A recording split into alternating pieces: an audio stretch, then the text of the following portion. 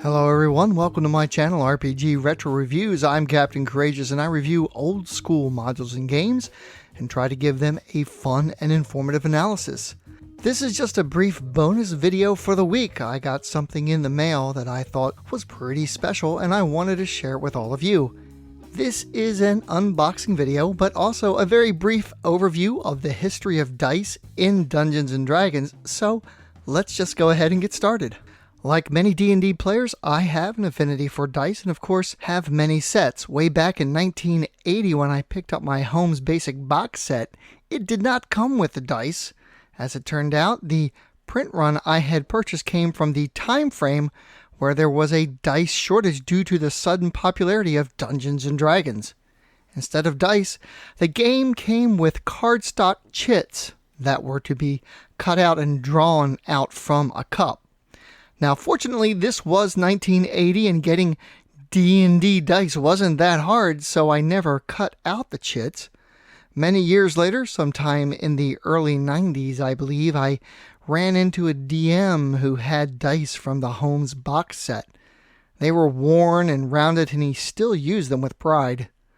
From that moment on, I coveted a set of those dice. Several decades later, probably around 2012, when I was just getting into the OSR movement for D&D, it occurred to me that Holmes Basic dice might be acquired on eBay, but by that time the cost due to their status as collector's items made them far outside my price range. As you can see here, the cost has only gotten worse as time has gone by. The dice by themselves can exceed over $100 or more, all for cheap plastic dice that tended to lose their edge when you rolled them on a hard surface like a table. Due to their malleable nature, they jokingly became referred to by gamers as low-impact dice. The use of polyhedral dice in Dungeons & Dragons has an interesting backstory. Around 1969, D20s had started to gain popularity in the wargaming hobby due to a magazine article in Wargamer's newsletter that suggested using the dice was a great way to resolve situations that required the use of percentages.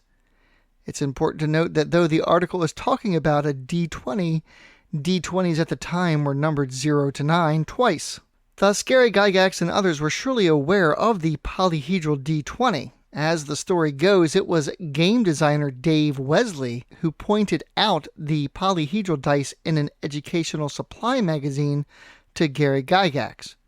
Later on, when TSR was looking for a good supply of dice for the D&D game, TSR went with Creative Publications, which you can see here. What Gary and everyone at TSR didn't know at the time was just how soft the dice were. Years later, TSR would begin manufacturing their own dice for the basic and expert D&D games.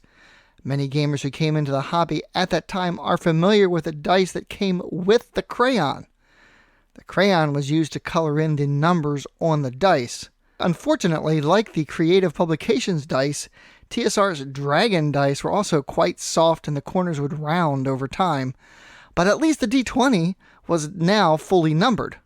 I still have a set of these dice, as you can see here, though the D20 itself has been lost somewhere along the line. Now, I would be remiss in this brief summary of D&D dice history if I didn't mention Luzoki and Game Science dice. Given the way polyhedral dice of the time were so soft and inaccurate, Luzoki began making his high-impact dice in 1974. With their precision edges and interesting colors, the dice were often referred to as ugly dice, but they lived up to the name of high impact and are for the most part as indestructible and precise as Luzoki claims.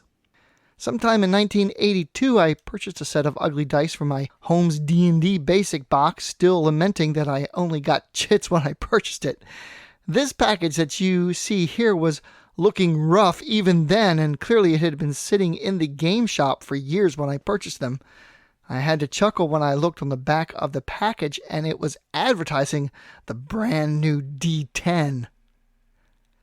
Like many, the quest for authentic home-style dice is ongoing, and to answer that demand, an OSR replica set was produced for GaryCon a few years ago.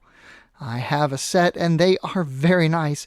I like them a lot. They have a distinctive G on each die where the high number should be, but as you can see here, they aren't an exacting facsimile. So while I like them, my search continued. Just a quick bit of trivia, in the days before fully numbered D20s, gamers would either color in one set of numbers on the dice, as shown here, or use a crayon of differing colors to denote 1 to 10 and 11 to 20. Some gamers used a marker to color in the faces entirely, as shown here. Another way to accomplish a 1 to 20 result on a D20 numbered 1 to 10 twice was to roll a D6 alongside the D20 with 1 to 3 on a D6 representing the numbers 1 to 10 and 4 to 6 representing the numbers 11 to 20. Anyway, a few months ago on one of the Facebook groups I frequent, a guy posted a picture of his home's replica dice, and immediately I was like, where did you get those? He directed me to the Threshold Dice Works page on Etsy, and when I saw the picture on the Etsy page, I was certain my quest had ended. Unfortunately, the creator only does limited runs of the dice. I had the opportunity to ask the creator, Ross Vanderweed, about the creation process. Ross told me the replica dice were carefully rendered in 3D design software. Interestingly enough, Ross never had the actual dice in hand, only pictures to work with. The dice are printed from a high-quality resin printer and then carefully hand-polished. The silicone molds are then created from these dice. Even the fonts for the numbers were carefully recreated by Sam Vandenberg, and the die colors are carefully reproduced to match the originals. The dice are then cast in polyurethane resin, making them especially resilient. So basically, I had to wait until Ross got around to doing another run of dice. Threshold Dice Works has a very active Facebook page, and I check back often, even speaking frequently with Ross, who was quite cordial. So last Sunday, the dice hit the Threshold Dice Works Etsy page. He sold out on all his sets in one day. Fortunately, I was able to get my hands on one of those sets. Given the time and effort gone into the creation of these dice, it's no surprise that they aren't cheap. A set of 5 went for $45, and the set of 6 with a pink D20 went for $50. Still a bargain in comparison to the overpriced original sets selling on eBay. The color of these dice are stunningly authentic, as is the size and shape. The big difference here is that these dice are high-impact resin dice, and they will not turn around when you roll them. These are carefully handcrafted precision randomizers. In addition to OSR replica dice, Threshold Dice Works makes a large variety of handcrafted dice. The clear gem-style dice look amazing, so check them out. A link is in the description. So, without further ado, let's unbox these bad boys.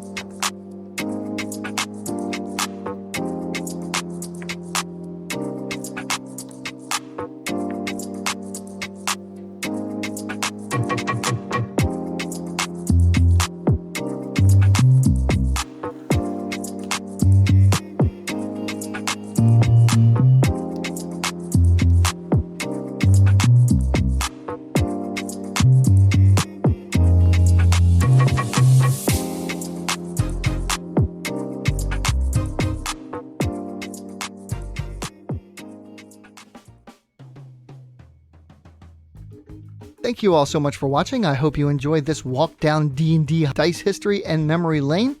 If you enjoyed this video, click the subscribe button and click the little bell so you'll get notifications when I upload new content. Like, comment, and share. Join the RPG Retro Review Facebook page and consider supporting the channel by becoming a Patreon. As always, my friends, may your D20 roll true and game on.